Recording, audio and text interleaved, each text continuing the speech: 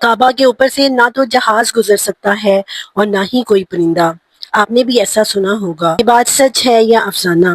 جہاں تک جہاز گزرنے کی بات ہے تو اس کی حقیقت یہ ہے کہ تمام حجاز کرام کو ریاض ایئرپورٹ یا جدہ ایئرپورٹ پر اتار دیا جاتا ہے۔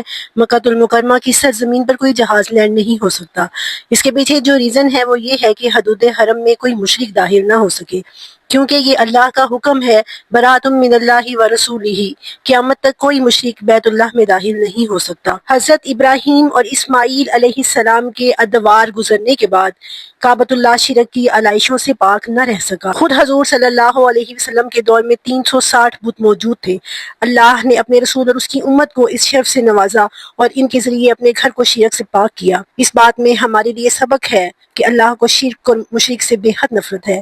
آج ہمیں اپنے اعمال کا جائزہ لینا چاہیے کہ ہم بھی عقیدت میں شرک میں مبتلا تو نہیں ہو رہے، قبروں وغیرہ کی پرستش کر کے یا میلوں ٹھیلوں کے عادی ہو کر۔